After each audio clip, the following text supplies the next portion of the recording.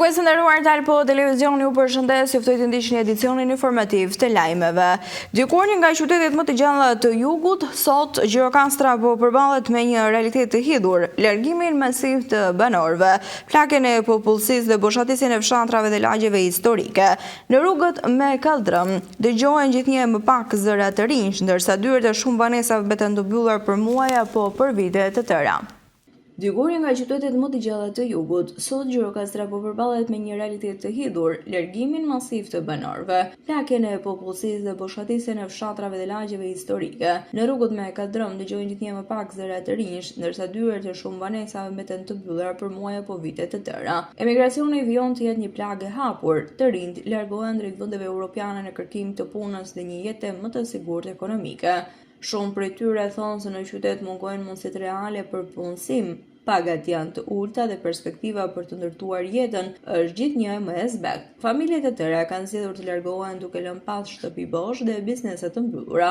Edhe pse qyteti promovon turizmin dhe trashëgiminë kulturore, zhvillimi ekonomik mbetet sezonal dhe i përqendruar te disa biznese të vogla. Shumë banorë shprehen se fasada turistike nuk përkthehet në mirëqenie për qytetarët e zakonshëm. Jashtë sezonit veror, ekonomia lokale ngadalësohet ndjeshëm, ndërsa papunësia dhe pasiguria ekonomike shtyn të rinj drejt emigrimit. Fshatrat përreth po zbrazen me ritme alarmante. Në disa zona kanë mbetur vetëm të moshuarit, ndërsa shkollat mbyllen nga mungesa e nxënësve. Tokat bujqësore lihen djerë dhe mungesa investive në infrastrukturë, ujësjellës, shërbime shëndetësore dhe rrugë e bën jetën akoma edhe më të vështirë. Ekspertët paralajmërojnë se nëse kjo situatë vazhdon, Gjirokastra rrezikon të kthehet në një qytet simbolik për turistët, por pa komunitet të qëndrueshëm që jeton dhe dërton të ardhmen aty. Banorët kërkojnë politika konkrete për nxitjen e punësimit, mbështetje për bizneset lokale, investime reale dhe kushte që të rinjt të mos e shohin emigrimin si të vetme rrugë shpëtimi, sepse një qytet nuk bëhet gjallë vetëm me histori dhe gur të vjetër, por me njerëzit që jetojnë në të çdo ditë. Jemi në këto momente me zhvillimet kryesore nga vendi.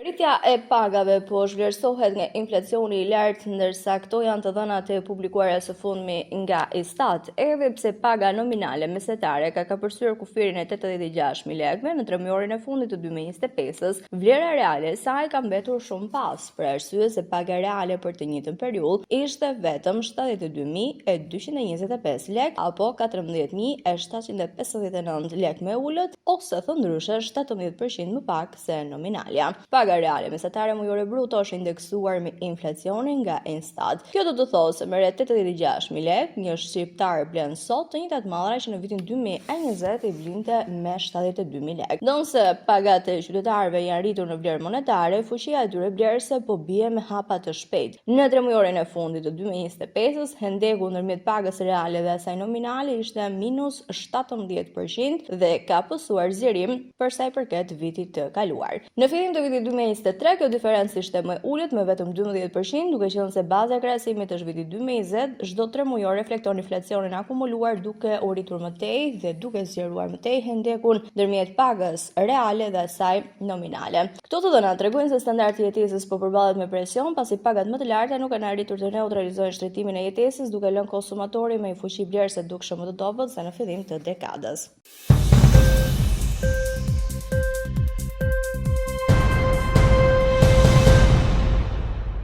Turizmi në Shqipëri vjoi rritjen edhe përgjatë muajit mars të këtij viti me një shtim të ndjeshëm të numrit të vizitorëve që u akomoduan në strukturën turistike në vend. Sipas të dhënave të publikuara nga Instat, numri i vizitorëve gjithsej u rrit me 20.8% krahasuar me marsin e vitit 2025, ndërsa vizitorët e huaj shënuan rritje edhe më të lartë me 23.7%. Vizitorët rezident u rritën me 15.9%. Italianët rezultojnë të jenë grupi më i madh i turistëve huaj që zgjodhen Shqipërinë përgjatë marsit, duke përbërë 30% totalit e vizitorëve jo rezidentë akomoduar në struktura turistike. Pas Italisë renditet Kosova me 12% të totalit, ndërsa Gjermania zë 7%. Vizitorët nga Mbretëria e Bashkuar dhe Franca përbëjnë përkatësisht 6% dhe 5% të totalit të turistëve të huaj.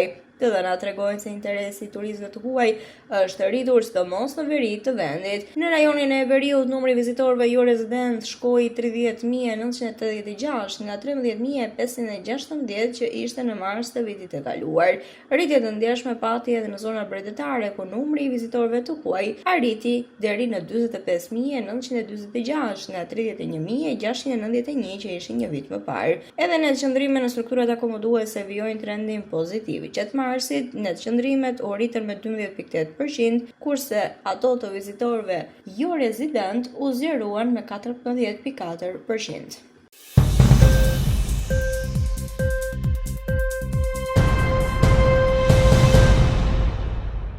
Tregu i ri i frutaperimeve në Lushnjë është djegur mëngjesin e sotëm rreth orës 3:30 minuta. I ndërtuar 3 vite më parë krejtësisht i ri në aneksin e stadiumit të qytetit në lagjen Xhavdetne Pravishta në Lushnjë. Aty punonin rreth 50 tregtarë, të cilët më përpara shisnin nëpër rrugët e trotuaret e Lushnjës. Dyshimet e para janë për zjarr aksidental i shkaktuar nga drejtësimi i jashtëm elektrik, ndërsa dëmet janë të konsiderueshme. Rreth 50 tregtarë paguajnë në këtë zonë 3.500 lekë në muaj për të shitur fruta perime në këtë treg. Ata nuk e kanë të siguruar produktin, pavarësisht se kërkojnë tashmë dëm shpërblim. Tani ne jemi lajmëruar nga ora 4 ca që te puna jon ka rënë një zjarr. Nuk e dim se nga kush ishte shkaku, thjesht ne duam të marrim të drejtën tonë të dëm shpërblehemi. Këtë kërkojmë gjithë. Nuk jam vetëm unë. Demi varion shumë. Juve për shembull? Mund të jetë 1 milion lekë të vjetra. Po ka dhe me të tjerë më shumë. Nuk ka më keq kur të shkojmë. Mbi 10 milion shikoni vet, se çfarë malli kanë pas, çfarë shu, ne kalojmë me gishlloj. Shikoni vet. U tronditët shumë? Po do ç'është dashkë ka gjumi çfarë thotë? O burrat e shtë malli. Ç'a do bëj? Nuk arritët të shpëtoni dot asgjë. Ç'a do shpëtosh zjarrit? Vetëm aty nuk shpëton. Malli shifet, merret ato që janë aty të verifikohen. Apo të paguhet. Edhe paguhet. Paguhet malli. Kaq.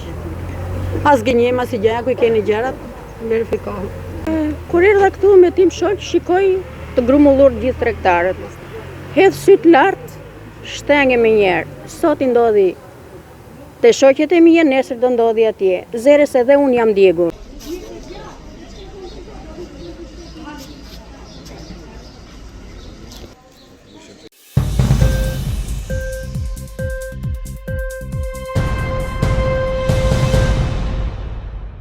Ishte gjithçka e përgatitur për këtë edicion informativ lajmesh. Unë ju falenderoj për vëmendjen tuaj. Bashkë mirëpafshim.